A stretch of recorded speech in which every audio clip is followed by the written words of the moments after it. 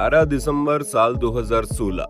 यही वो दिन था जब लगभग 80 साल के एक आदमी का इलाज चल रहा था। उस आदमी को दिमागी बीमारी थी। जैसे आपने सुना होगा किसी को मिर्गी के दौरे आते हैं, ठीक वही बीमारी कनाडा के भी उस मरीज को हो गई थी। वहां के जो डॉक्टर थे वो उसके दिमाग के कुछ सैंपल को इकट्ठा करना चाहते थे, लेकिन इलाज करते वक्त एक ऐसी घटना हुई जिसने पूरी दुनिया को हिला कर रख दिया। उस आदमी का इलाज चल ही रहा था कि डॉक्टर उसके दिमाग का इलाज करने के लिए उसके दिमाग के सैंपल को इकट्ठा कर ही रहे थे कि तभी उस मरीज की एक्सीडेंटल मौत हो जाती है। उस वक्त उस मरीज के दिमाग में इलेक्ट्रिक सिग्नल को कैच करने के लिए तमाम उपकरण लगे हुए थे। आदमी का इलाज तो नहीं हो पाया, लेकिन डॉक्टर ने एक ऐसी गुत्थी को सुलझा लिया था जिसका जवाब दुनिया भर के लोग हजारों सालों से ढूंढ रहे थे कि आखिर जब एक इंसान की मौत होती है तो उसके दिमाग में क्या चल रहा होता है। आखिर क्या होता है कि इंसान के दिमाग में जब उसे पता चलता है कि आने वाले कुछ मिनट के अंदर उसकी मौत हो जाएगी। आखिर क्या होता है उस वक्त किसी इंसान के दिमाग के भीतर जब उसे पता चलता है कि यमराज उसकी जान लेने आ गए हैं। ये एक ऐसा सवाल था जिसका जवाब दुनिया भर के लोग एक लंबे अरसे से ढूंढ रहे थे। लोग सवाल के जवाब को खुद ही इमेजिन करके बताया करते थे, लेकिन आज तक इस सवाल के जवाब को ढूंढने के लिए दुनिया में अब तक कोई एक्सपेरिमेंट नहीं हुआ था। लेकिन कनाडा में हुए उस एक्सीडेंटल मौत ने इस सवाल के जवाब को सामने ला दिया। और आज के वीडियो में हम आपको कनाडा के उसी मरीज की कहानी बताने वाले हैं कि मरने से पहले ठीक 30 सेकंड उस आदमी के दिमाग में क्या चल रहा था। दोस्तों, अक्सर आपने लोगों को ये कहते हुए सुना होगा कि जब इंसान की मौत होती है तो उससे ठीक कुछ सेकंड पहले उसकी आंखों के सामने पूरी जिंदगी की कहानी नाचने लगती है। यानी जब किसी इंसान को पता चलता है कि आने वाले कुछ सेकंड्स या फिर कुछ मिनट में उसकी मौत हो जाएगी, उस वक्त उस आदमी की आंखों के सामने उसकी जिंदगी की पूरी कहानी मानो शॉर्ट फिल्म की तरह चलने लगती है। और कनाडा के अस्पताल में जब उस आदमी की एक्सीडेंटल मौत हुई, तब कहीं न कहीं लोगों के द्वारा कही जाने वाली ये बात सही साबित हो गई। दरअसल हम आपको जिस मरीज की कहानी बताने जा रहे हैं उसे कनाडा के वैंकूवर जनरल हॉस्पिटल के इमरजेंसी रूम में एडमिट किया गया था। डॉक्टर्स के अनुसार उस आदमी को एपिलेप्सिया नाम की बीमारी थी, जिसे हम अपनी भाषा में मिर्गी भी बोलते हैं। अब इस बीमारी से ग्रस्त इंसान के साथ क्या होता है वो तो आप अच्छी तरह से जानते हैं। कनाडा के डॉक्टर उस आदमी के दिमाग की जांच करना चाहते थे कि आखिर उस आदमी को लगातार मिर्गी क्यों आ रही है। दिमाग की जांच करने के लिए डॉक्टर ने इलेक्ट्रोएन्सेफेलोग्राफी की प्रक्रिया को अंजाम देना चाहा। दोस्तों, आपको बता दें, इलेक्ट्रोएन्सेफेलोग्राफी को सामान्यतः EEG भी कहते हैं। दोस्तों, आपने अपनी किताबों में ये भी पढ़ा होगा कि किसी भी इंसान का जो दिमाग होता है उसमें बहुत ही कम मात्रा में लेकिन इलेक्ट्रिसिटी दौड़ रही होती है, और अगर इन इलेक्ट्रिक सिग्नल को ठीक तरह से कलेक्ट कर लें तो पता लगाया जा सकता है कि इस वक्त किसी इंसान के दिमाग में क्या चल रहा है। यही जानने के लिए वैज्ञानिकों ने एक ऐसे मशीन को तैयार किया जो इंसान के दिमाग में चल रहे इलेक्ट्रिक सिग्नल को कैच कर सकता है, और उस मशीन का नाम है इलेक्ट्रोएन्सेफेलोग्राफी।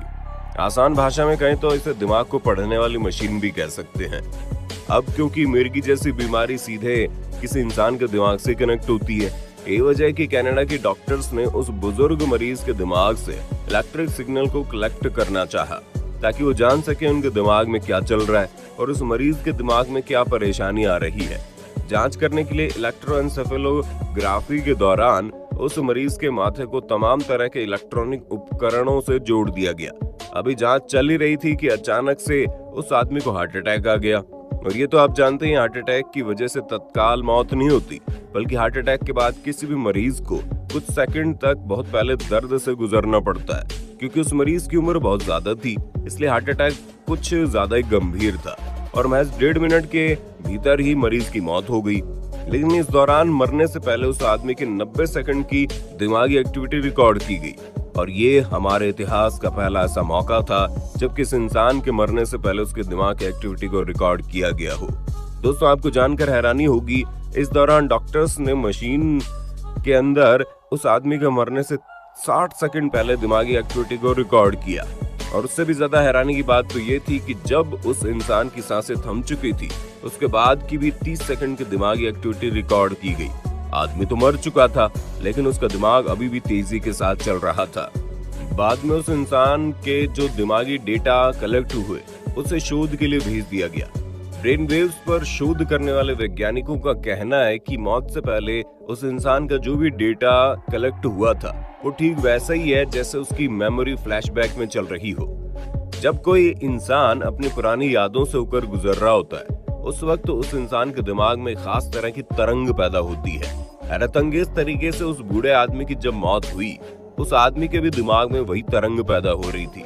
ऐसे में डॉक्टर्स ने ये साबित तो कर दिया कि ये बात बिल्कुल सच है कि जब कोई इंसान की मौत होती है तो उसके दिमाग में उसकी पूरी जिंदगी की घटनाएं घूमने लगती हैं। लेकिन बहुत सारे डॉक्टर्स ऐसे भी थे जो इस बात का विरोध भी कर रहे थे। उनका कहना था ये परीक्षण जिस मरीज के ऊपर किया गया वो पहले से दिमागी बीमारी से ग्रसित है, यानी कि ये जांच जिस आदमी के ऊपर हुई वो पहले से दिमागी तौर पर बीमार था और ऐसा संभव है हमें जो भी डेटा मिला है वो उसकी दिमागी बीमारी होने की वजह से हो।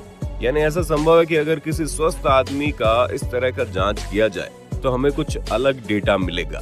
लेकिन अब समस्या ये थी कि इस तरह का जांच दोबारा संभव नहीं था। अब आप अंदाजा लगा कर देखिए आखिर कौन सा ऐसा आदमी होगा जो अपने आप के ऊपर ये टेस्ट करने देगा। और अगर कोई आदमी ऐसा करने की अनुमति भी देता है तो उससे पहले पता होगा कि उसके दिमाग का टेस्ट हो रहा है।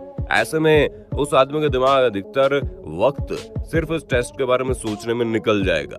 ऐसी जांच तभी संभव है जब फिर से इस तरह का एक्सीडेंटल केस हो जाए, जब डॉक्टर किसी और चीज की जांच कर रहे हो उसी वक्त गलती से उस इंसान की मौत हो जाए। यही वजह है कि डॉक्टर्स में मतभेद होने की वजह से इस शोध में जो भी रिजल्ट आया उसे कभी पब्लिश ही नहीं किया गया, क्योंकि उनका मानना था कि रिजल्ट पहले से ही बीमार आदमी के दिमाग का है।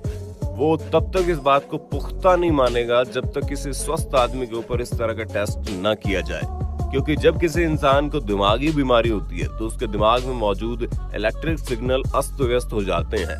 इतना ही नहीं, अगर किसी आदमी के माथे पे चोट लगती है तो उस वक्त भी उसके दिमाग का डेटा गड़बड़ हो जाता है। ऐसे में इस तरह के डेटा पर विश्वास कैसे करें?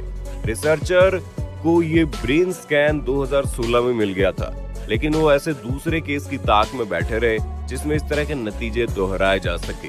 लेकिन कई साल बीत जाने के बाद भी डॉक्टर्स को ऐसा मौका दोबारा नहीं मिला और आखिरकार 6 साल के इंतजार के बाद पिछले महीने इस डेटा को पब्लिकली पब्लिश कर दिया गया।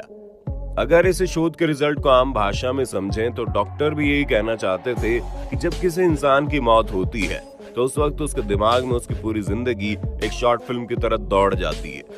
दोस्तों, आपकी जानकारी के लिए बता दें, दुनिया में बहुत सारे ऐसे लोग हैं जो अपने मौत को बहुत करीब से देखकर वापस आए हैं। दुनिया में बहुत सारे ऐसे लोग हैं जिनका मानना है कि जब वो कोमा में थे तब उन्होंने मौत को बहुत ही पास से देखा था। और अब जब कई घटनाएं ऐसी हो चुकी है कि जब लोग मरते मरते जिंदा बच गए। इस शोध के रिजल्ट को पब्लिश करने से पहले दुनिया भर के डॉक्टर्स ने उन इंसानों से भी बात की जिन लोगों ने भी मौत को बेहद करीब से अनुभव किया था।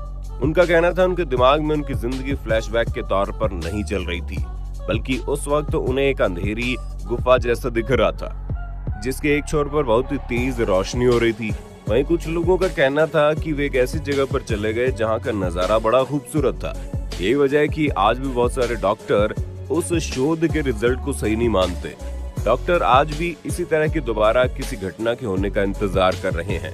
खैर दोस्तों, आपको क्या लगता है जब किसी इंसान की मौत होती होगी, जब किसी इंसान को पता चलता होगा कि बस अगले क्षण उसकी मौत हो जाएगी, उस वक्त उस इंसान के दिमाग में क्या चलता होगा? आप अपनी राय कमेंट में देना। वीडियो अच्छी लगी तो लाइक कीजिए, हमारे चैनल को सब्सक्राइब करके बेल आइकन को ऑन करना बिल्कुल मत भूलना, क्योंकि हमारी टीम हर रोज आपके लिए ऐसे इन्फॉर्मेटिव